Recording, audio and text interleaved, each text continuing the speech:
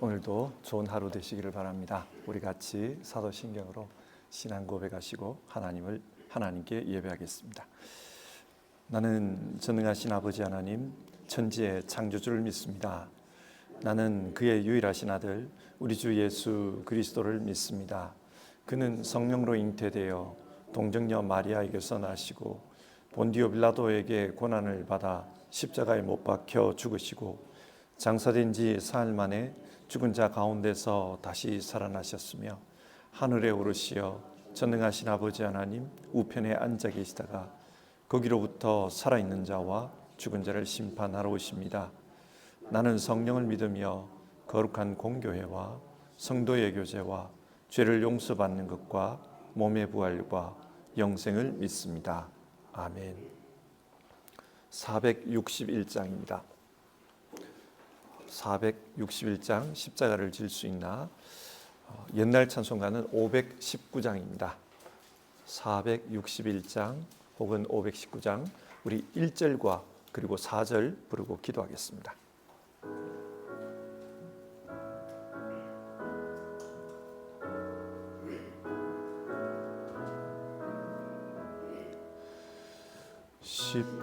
십자가를 질 수 있나 주가 물어보실 때 죽기까지 따르오리 전도 대답하였다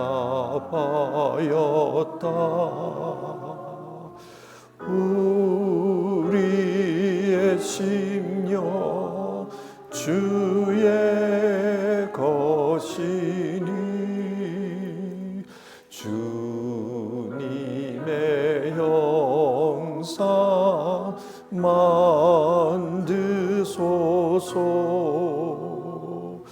주 인도 따라 살아갈 동안 사랑과 충성을 바치오리다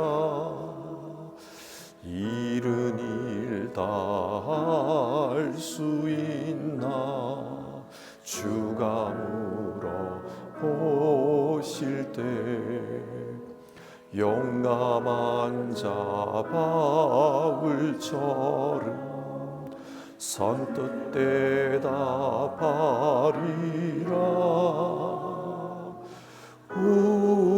우리의 심령 주의 것이니 주님의 형상 만드소서 주 인도 따라 살아갈 동안 사랑과 충성을 바치오리다.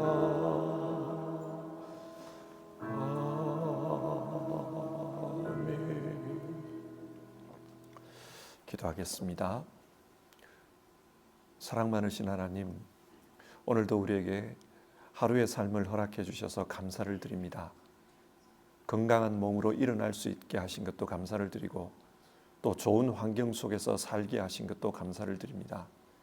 그리고 무엇보다 믿음을 주셔서 하나님을 섬기게 하신 것도 감사를 드립니다. 하나님, 오늘 하루를 하나님 앞에 감사의 마음으로 예배하고 그렇게 하루를 시작하는 모든 성도님들을 하나님께서 기억하여 주시기를 바라고 그 삶 가운데 동행하여 주시옵소서. 하나님께서 동행하시는 가운데 하나님이 주시는 은혜들이 우리 성도님들을 가득 채우기를 바랍니다. 그래서 오늘 하루를 살면서 정말 감사하다, 하나님께서 주시는 은혜가 크다, 우리가 감탄할 수 있기를 바랍니다. 그리고 하나님, 정말 우리 성도님들 하나님 때문에 이 세상 속에서 빛된 삶을 살 수 있도록 도와주시옵소서. 하나님을 믿는 믿음으로 살기 때문에 세상에 하나님의 빛을 드러내는 우리 성도님들 다 되도록 도와주옵소서. 오늘 하루도 예배하는 이 시간 우리 각자의 심령에 지혜를 주시고 또 하나님께서 임재하여 주셔서 정말 하나님과의 살아있는 교제가 일어나도록 도와주시옵소서. 예수님 이름으로 기도드립니다. 아멘.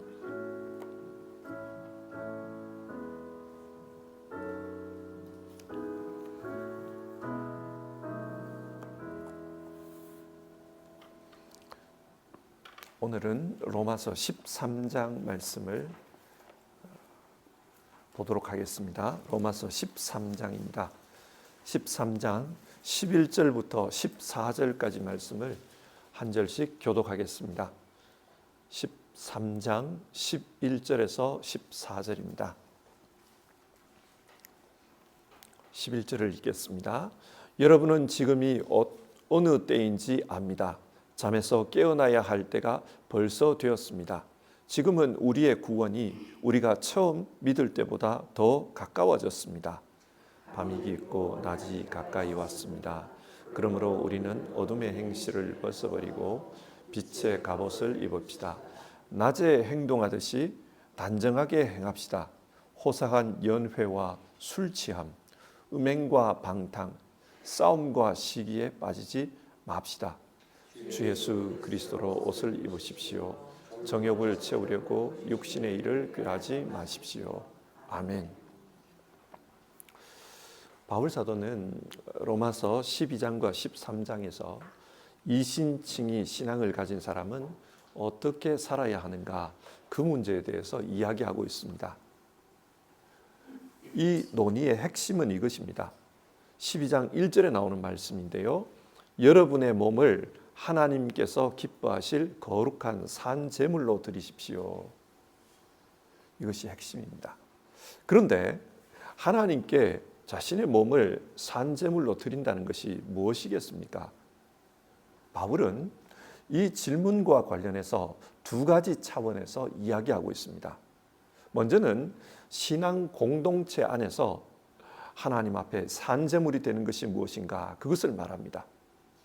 그 내용이 로마서 12장에 나오는데요. 자신의 직분으로 신실하게 주님의 교회를 섬기라고 했습니다.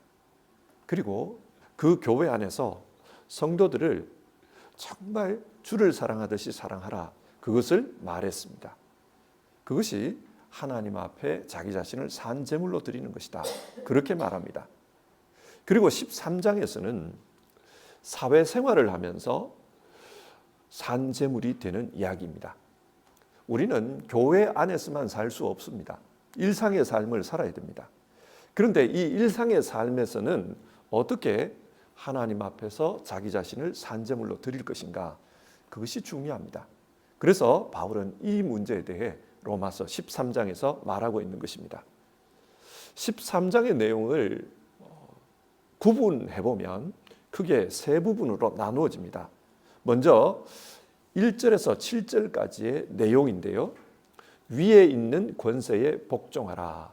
그런 말씀입니다. 1절을 보시면 사람은 누구나 위에 있는 권세에 복종해야 합니다. 왜 위에 있는 권세에 복종해야 한다고 합니까? 계속해서 보시면은요. 모든 권세는 하나님께로부터 온 것이며 이미 있는 권세들도 하나님께서 주신 것입니다. 모든 권세는 하나님으로부터 왔으며 지금 세상을 다스리고 있는 사람들도 하나님께서 세워주신 권세자라는 것입니다. 이 말씀 뒤에는 이 세상은 하나님께서 다스리신다 그런 생각이 전제되어 있습니다. 하나님께서 세상을 만드시고 또 다스립니다. 그런데 어떻게 다스리는가? 사람을 통해 다스린다는 겁니다. 예를 들어서 이사야서 45장을 보면 이런 말씀이 나와요. 나 주가 기름 부어 세운 고레스에게 말한다. 내가 너의 오른손을 굳게 잡아 열방을 네 앞에 굴복시키겠다. 하나님께서 고레스에게 주신 말씀입니다. 이 말씀에 따르면 고레스는 하나님께서 기름을 부어 세운 왕이라고 합니다. 그런데 역사적으로 보면 이 고레스라는 사람은 하나님을 믿지 않는 페르시아의 왕입니다. 그런데 하나님께서는 왜 이런 사람을 내가 기름을 부어서 세웠다 그렇게 말씀하는 것일까요? 하나님께서 역사를 주관하고 계신다는 겁니다. 그리고 하나님께서 역사를 주관하시면서 이 고레스를 왕으로 세워서 세상의 역사를 다스리겠다는 말입니다. 고레스가 페르시아의 왕이 되었을 때 이 고레스는 칙령을 발표합니다. 그래서 이스라엘 백성들이 고향으로 돌아가도 좋다. 그런 명령을 내렸어요. 이 명령에 의해서 예레미야 예언자가 예언했던 그 포로귀환이 일어납니다. 70년 만에 고향으로 돌아갈 것이다. 하나님 뜻이 이루어진 것입니다. 이처럼 하나님은 하나님을 믿지 않는 사람들을 통해서도 이 세상의 역사를 주관하십니다. 그렇기 때문에 이 세상의 주관자들, 권세들에게 순종하라. 그렇게 말하고 있는 겁니다. 그리고 이런 말씀이 나옵니다. 4절일 때요. 권세를 행사하는 사람은 여러분 각 사람에게 유익을 주려고 일하는 하나님의 일꾼입니다. 이 권세자들이 어떤 사람이냐? 하나님의 일꾼이라고 합니다. 그런데 무엇을 위한 일꾼이냐? 우리 각 사람을 유익하게 하기 위한 일꾼이라는 것입니다. 예를 들어서 지금의 세상 정부를 보면 세상의 질서를 유지시켜 줍니다. 그리고 안보를 지켜줍니다. 그리고 경제가 제대로 돌아가도록 그렇게 보장해 줍니다. 문제가 생겼을 때 도와줍니다. 이처럼 세상의 각 정부들은 그 국민을 유익하게 하도록 하나님이 세웠다는 것입니다. 그렇기 때문에 2절에서 그러므로 권세를 거역하는 사람은 하나님의 명을 거역하는 것이요 거역하는 사람은 심판을 받게 될 것입니다. 그렇게 말합니다. 그런데 성경을 읽다 보면 위에 있는 권세에 복종하지 않은 이야기들이 종종 나와요. 그런데 권세에 복종하지 않았는데 하나님께서 칭찬하시는 그런 사례들이 있습니다. 예를 들어 출애굽기 1장에 나오는 히브리 산파들을 한번 생각해 보십시오. 이집트의 파라오가 히브리인의 수가 급격히 늘어나자 산하 제한을 해야 되겠다. 그런 결심을 합니다. 그래서 산파들에게 히브리 여인들이 남자아이를 낳거든 그들을 죽이라. 여자아이는 살리라. 그런 명령을 내렸습니다. 만약에 이 산파들이 위에 있는 권세에 복종했다면 남자아이들은 다 죽여야 됩니다. 하지만 이 산파들은 하나님을 두려워했다 그래요. 그래서 파라오의 명령을 어기고 남자아이들을 살렸습니다. 문자적으로만 보면 위에 있는 권세에 복종하지 않은 것입니다. 그런데 성경은 이 산파들에 대해서 어떻게 말하는가? 출애굽기 1장 21절을 보면 하나님은 산파들이 하나님을 두려워하는 것을 보시고 그들의 집안을 번성하게 하셨다. 그렇게 말합니다. 하나님께서 축복하셨다는 말입니다. 이게 무슨 말입니까? 어떤 분들은 로마서 13장 1절의 말씀을 문자적으로 이해해서 위에 있는 권세는 무조건 복종해야 한다. 그렇게 주장합니다. 그리고 권세에 복종하지 않는 사람들은 성경을 믿지 않는 사람들이다. 정죄합니다. 근데 여러분, 그 위에 있는 권세자가 독재자다. 사람들의 삶을 파탄으로 밀어넣는다. 그래도 복종해야 할까요? 독일의 보네프 목사님은 하나님의 뜻에 반하는 나치에 저항했습니다. 그리고 그런 보네프 목사님을 후대의 기독교 역사는 훌륭한 신앙인으로 평가합니다. 무엇을 말합니까? 문자적으로 이 말씀을 받아들여서는 안 된다는 것입니다. 이 말씀에는 전제가 중요합니다. 어떤 전제입니까? 그 권세가 하나님의 뜻을 쫓고 있는가? 그게 중요하고, 그래서 모든 사람들을 유익하게 하고 있는가? 그게 중요합니다. 로마서를 기록한 사람은 바울입니다. 그런데 로마서를 기록한 바울이 에베소서 6장에서는 이런 말을 해요. 성도들에게 악의 관계에 맞서기 위해서 하나님의 전신갑주를 입어라. 그렇게 말합니다. 그러면서 우리가 영적으로 싸워야 될 대적이 누구인지를 밝힙니다. 우리의 싸움은 인간을 적대자로 상대하는 것이 아니라 통치자들과 권세자들과 이 어두운 세계의 지배자들과 하늘에 있는 악한 영들을 상대하는 것입니다. 여기서 바울이 우리가 싸워야 될 대상이 누구냐 그러면서 통치자들과 권세자들과 세상의 지배자를 언급합니다. 오늘 성경에서 말하는 위에 있는 권세들입니다. 그런데 왜 로마서에서는 복종하라 그러고 여기서는 영적으로 싸워야 된다. 에베소서에서는 왜 영적으로 싸워야 된다. 서로 다른 말을 하는 것일까요? 전제가 중요합니다. 하나님의 뜻에 따라서 사람들을 유익하게 하는 권세냐 아니면 악마의 뜻을 쫓아서 어둠의 지배를 펼치고 있느냐 그게 중요합니다. 하나님의 뜻을 따를 때는 순종해야 합니다. 그러나 마귀의 권세, 어둠의 권세를 대행할 때는 저항해야 합니다. 그게 성경의 가르침입니다.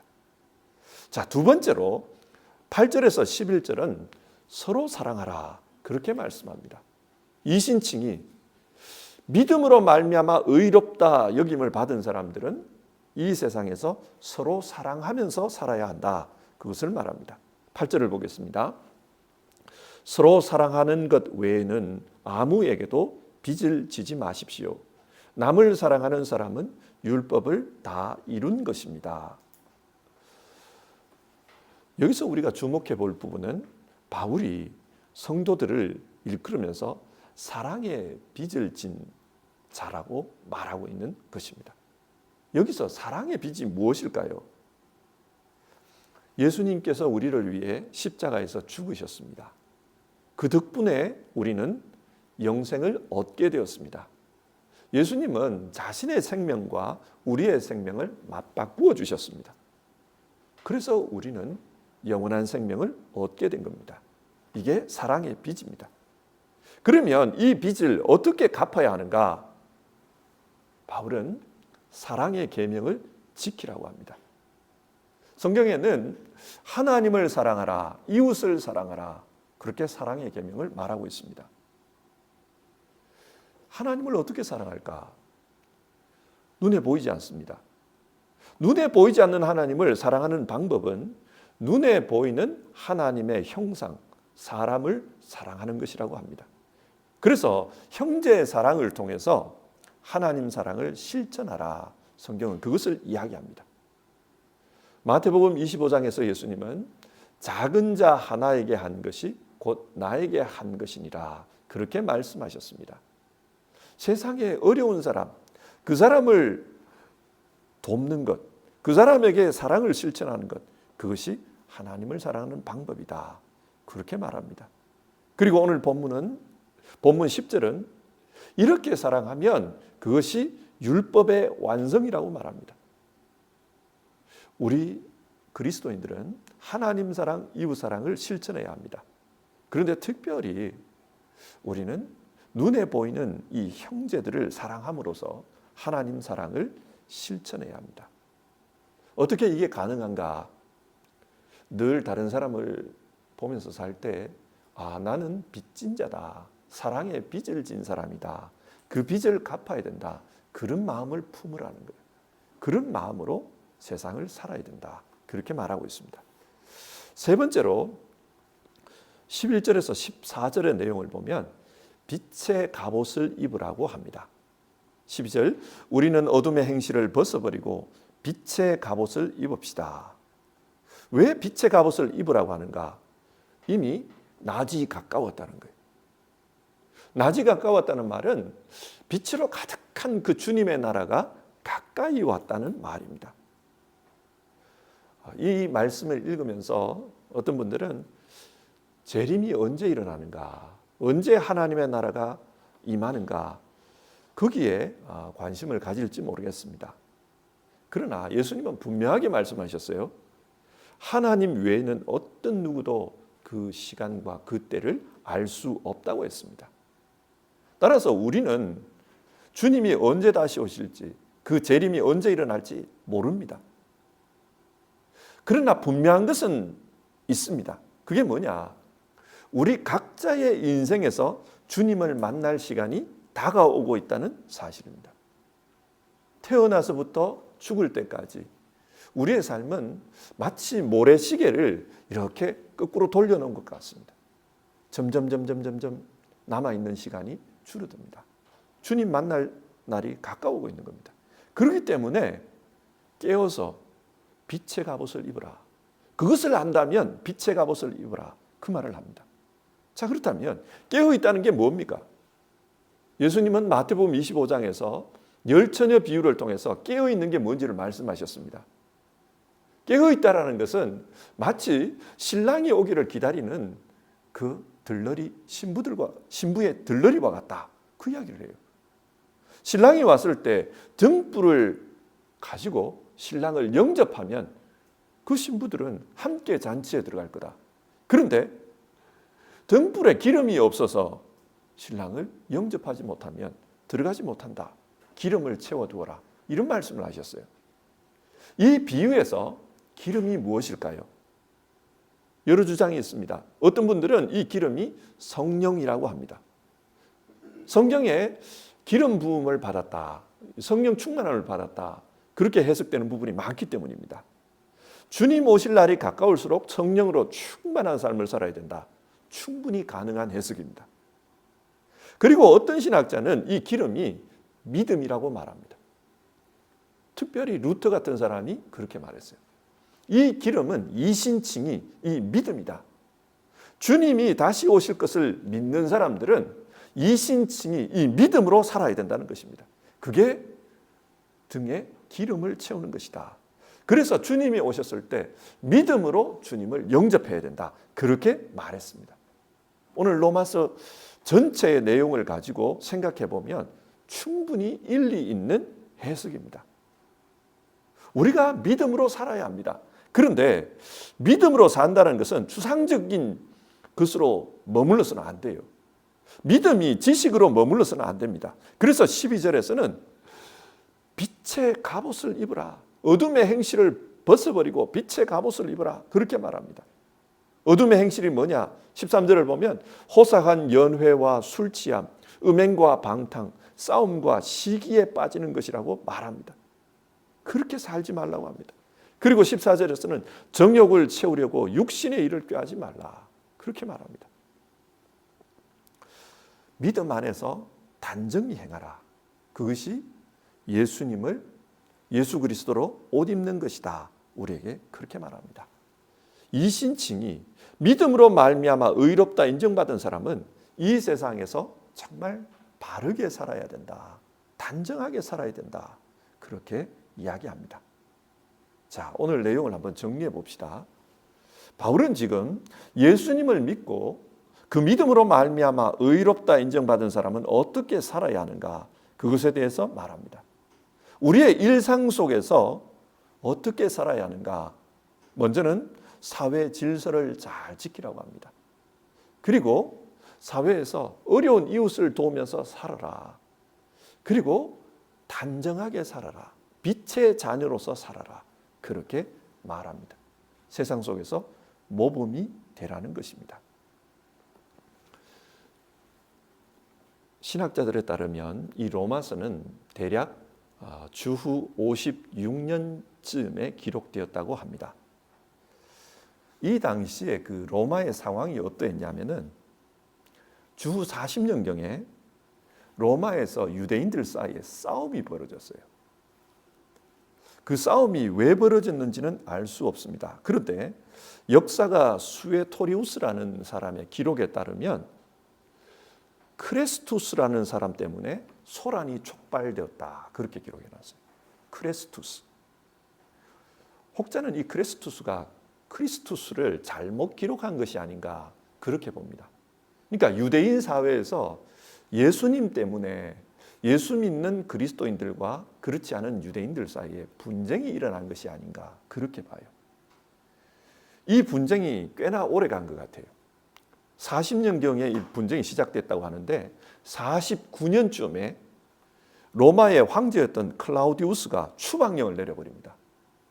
싸운다고, 유대인들이 로마에서 자꾸 싸운다고 나가라 그랬어요. 그래서 추방당해서 한 2만 5천 명 정도가 나갔다 그래요. 그 중에 우리가 잘 아는 브리스길라와 아굴라 같은 사람들도 있죠. 그리고 이들이 클라우디우스 황제가 죽고 난 다음에 다시 로마로 돌아옵니다. 로마로 돌아온 지 몇 년 되지 않은 상태에서 이 글이 쓰여진 거예요. 자, 우리 한번 생각해 봅시다. 바울이 지금 여러분들이 서로 싸우다가 그렇게 추방을 당했습니다. 그리고 이제 다시 로마로 돌아갔습니다. 그러니까 어떻게 해야 되겠습니까? 위에 있는 권세에 복종하라는 거예요. 로마 사회에 제발 로마 사회의 질서를 지키십시오. 이 말입니다. 그리고 형제를 사랑하라. 제발 유대인끼리 그렇게 싸워가지고 문제를 일으키지 마십시오. 그 이야기라는 거예요. 신앙 문제 때문에 그렇게 싸우고 이래서 세상 사람들에게 손가락질 받으면 복음에 이런 득이 안 됩니다. 그 이야기라는 거예요. 그러면서 여러분들은 누구보다도 본이 되는, 모범이 되는 그런 삶을 사십시오. 그렇게 지금 이야기하고 있는 겁니다. 이걸 우리에게 한번 적용을 해봅시다. 우리도 이민교회의 교인으로 살고 있습니다. 그래서 지금처럼 이민자들이 자꾸 늘어나고 이런 상황에서는 이 독일인들이 외국인을 별로 안 좋아하죠. 그래서 뭐든지 좀 안 좋게 이렇게 바라보는 시선이 좀 있어요. 이런 상황에서 우리는 그리스도인으로서 어떻게 살아야 되는가? 그걸 오늘 성경을 읽으면서 생각해 봐야 합니다. 오늘 성경은 사회 질서를 잘 지키라고 말합니다. 그게 중요하다. 그리고 이 사회 속에서 옆에 있는 형제들을 자꾸 우리 싸우지 말고 사랑해라. 그 이야기를 해요. 여러분, 우리 한인 동포들끼리 의견이 차이 날 수 있습니다. 사람이 똑같을 수는 없어요. 그러나 함께 화목하기를 힘써야 됩니다. 우리 그리스도인들은 그래야 돼요. 그리고 우리 그리스도인들은 정말 모범이 되는 삶을 살려고 노력을 해야 된다. 그래서 다른 나라 사람들이 볼 때 저 사람들은 다르다. 그런 느낌을 가지도록 해야 된다는 것입니다. 그것이 오늘 바울이 말하는 바입니다. 우리 모두 이민생활하면서 여러모로 힘든 점이 많고 또 심적인 그런 두룩들도 있지만은 오늘 성경이 말하는 것처럼 모범이 되는 그런 신앙인으로서의 삶을 잘 살았으면 좋겠습니다. 우리 함께 찬송하고 기도하겠습니다. 449장입니다. 449장. 예수 따라가며 우리 1절과 2절 부르고요. 같이 기도하겠습니다.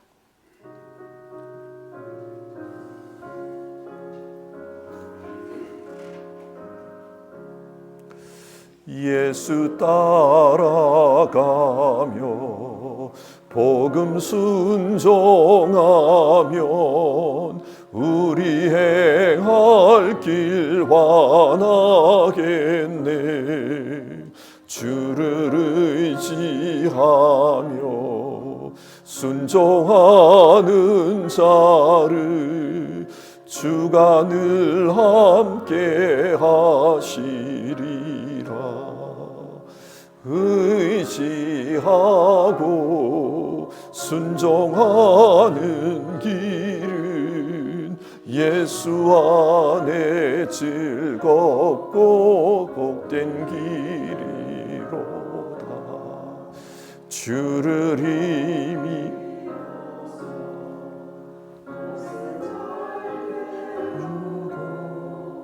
주를 모시고 살아가세. 주를 의지하며 항상 순종하며 주가 사랑해 주시리라. 의지하고 순종하는 길은 예수 안에 즐겁고 복된 길이로다. 자, 우리 오늘 살펴본 성경 말씀 생각하면서 같이 기도하는 시간 가집시다. 우리도 이민자로서 살아가기 때문에 오늘 말씀이 직접적으로 와닿습니다. 이 땅에서 어떻게 살아야 될까? 세상의 질서를 존중하면서 그렇게 살라고 했습니다. 그리고 사랑하면서 살아야 된다. 뿐만 아니라 빛된 삶을 살기 위해서 노력해야 된다. 그렇게 말했습니다.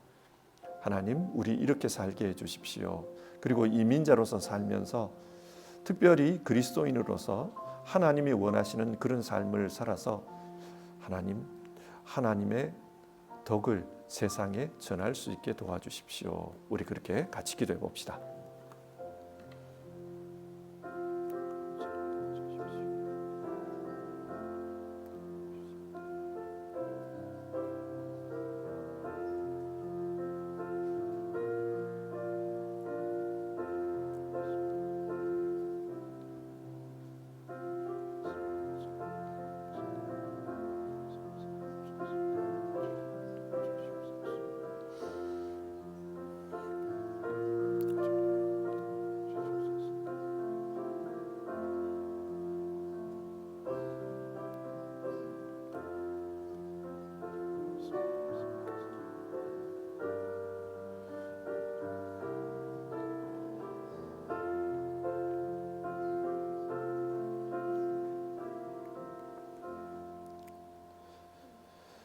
하나님, 오늘 말씀을 읽으면서 우리는 이 세상에서 어떻게 살아가야 되는가, 하나님이 무엇을 원하실까, 그것을 마음으로 생각하게 됩니다.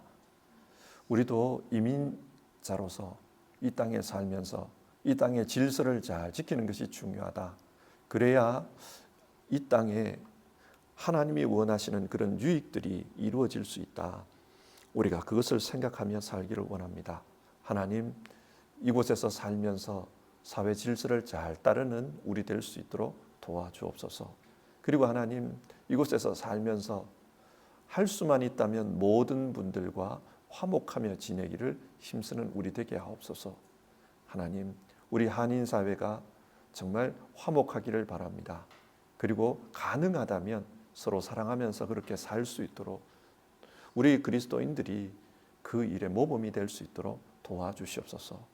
하나님 아버지, 그리고 우리 각자의 삶의 문제에 있어서 빛된 삶을 살아가기를 힘쓰는 우리 되게 하여 주시옵소서. 하나님, 독일이 이민자가 점점 늘어나다 보니까 이런저런 여러 문제들이 생기고 있습니다. 이 상황에서 오늘 성경이 권면하는 바를 우리가 잘 지킬 수 있도록 도와주시옵소서. 우리 성도님들 정말 하나님 앞에서 이 땅에서도 좋은 시민으로 살아서 하나님 나라의 사람답게 사는 것이 무엇인지를 보여주겠습니다. 마음으로 그렇게 생각하고 기도하는 모든 분들에게 하나님 함께 해주시옵소서. 그리고 이 땅의 삶을 통해서도 복된 삶이 될 수 있도록, 그리고 하나님이 주시는 유익들을 누리며 살 수 있도록 인도해 주시옵소서. 오늘 하루의 삶을 주님과 함께 살고자 하는 모든 분들에게 성령 하나님 함께 해주시고 구체적으로 인도해 주시고 또 보호해 주시기를 바랍니다. 그래서 주 안에서 평강의 삶을 살게 해 주옵소서. 예수님 이름으로 기도드립니다. 아멘. 한 가지 광고하겠습니다. 이번 주는 목요일, 금요일, 토요일은 현장에서 예배를 하지 않고 온라인으로 예배합니다. 그리고 내일은 현장에서 그대로 모입니다. 참고해 주시기 바랍니다. 주님 가르쳐 주신 기도로 예배를 마치겠습니다. 하늘에 계신 우리 아버지, 아버지의 이름을 거룩하게 하시며 아버지의 나라가 오게 하시며 아버지의 뜻이 하늘에서와 같이 땅에서도 이루어지게 하소서.